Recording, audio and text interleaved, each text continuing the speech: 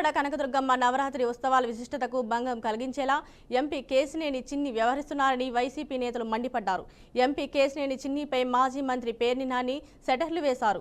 దేవుడి భూములు తీసుకుంటున్నారంటూ తన మీద కేశినేని చిన్ని ఆరోపణలు చేస్తున్నారని అన్నారు. ఉత్సవాల పేరుతో వ్యాపారస్తులను వేధిస్తున్నారన్నారు. మాజీ మంత్రి వెల్లంపల్లి స్టాల్ పెడితే 3 లక్షలు కట్టాలని అంటున్నారని అన్నారు. వెంకటేశ్వర స్వామి ఆలయానికి సంబంధించిన భూములను కబ్జా చేసే విషయంలో మొదటి వ్యక్తి కేశినేని అంటూ ఫైర్ అయ్యారు. చిన్ని గారు ఆయన ఎంత అత్యుత్తమం అంటే ప్రజాసేవ పట్టదు, బెజవాడ పార్లమెంట్ ప్రజలు పట్టరు.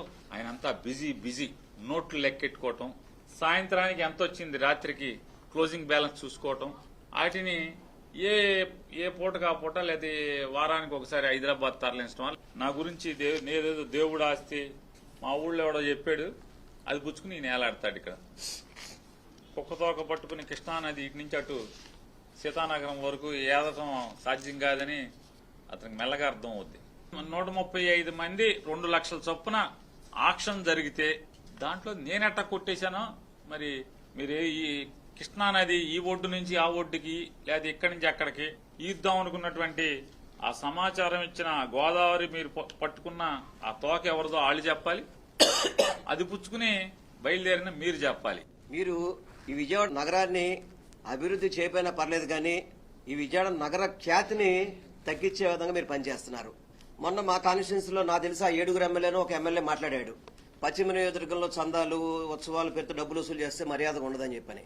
నాకు తెలిసి ఇవన్నీ కూడా మరి కేసీఆర్ చిన్నిగా సమాధానం చెప్పాలి. దీనికి వాళ్ళ సభ్యుల్లో 7 సభ్యుల్లో ఒక సభ్యుడే ఆయన కూడా పశ్చిమ నియోజకవర్గం సంబంధించి వసూలు చేయొద్దని. ఎందుకంటే అంత దారుణంగా వ్యాపారస్తుల్ని వేధించుకుంటూ ఉత్సవాల పేరుతో ఒక పక్కేమో వినాయక చవితి ఉత్సవాలని చెప్పని లక్షలు వసూలు చేయడం, వనభోజనాలు చెప్పి డబ్బులు వసూలు చేయడం, వీళ్ళకి బినామీలుగా కేసీఆర్ చిన్నికి బినామీలుగా కొంతమంది తెలుగుదేశం నాయకులు పెట్టుకుని చోటా నాయకులు పెట్టుకుని ప్రతి షాప్ కెళ్లి డబ్బులు వసూలు చేస్తున్నారు. మీరు రియల్ ఎస్టేట్ వ్యాపారం లాగా 10x10 సైజ్ ఇస్తే కనుక 3,50,000 అని చెప్పని ఏంటండి రేట్లు ఏంటండి? మీరు 40 ఎకరాలకి 45 లక్షలు ఇచ్చేసి మేము బాగా ఇచ్చేసామని చెప్పుకున్నారు కదా. 10x10 సైజ్ వచ్చి 3.5 లక్షలు అంటండి 56 రోజులకి. ఎన్ని కోట్లు సంపాదిస్తున్నారు ఈ డబ్బులతో? ఎన్ని కోట్లు? ఒక్కొక్క స్టాల్ కి 3 లక్షల రూపాయలు అంటే 10x10 సైజ్ అయితే కనుక వీళ్ళు చేసేది వ్యాపారం.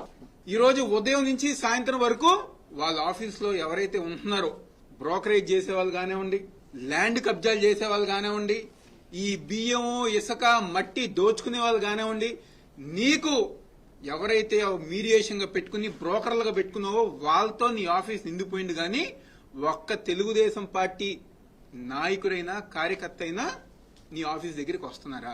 దేవీ శరణ ఉత్సవాలని చెప్పని 3 సంవత్సరాల నుంచి పెడతారు. నువ్వు వాళ్ళకు ఫోన్ చేసి ఆ సభ్యులకు ఫోన్ చేసి ఈ సంవత్సరం మీరు పెట్టద్దు అని చెప్పి వార్నింగ్ ఇచ్చిన మాట వాస్తవం కాదా అని చెప్పి అడుగుతున్నాం.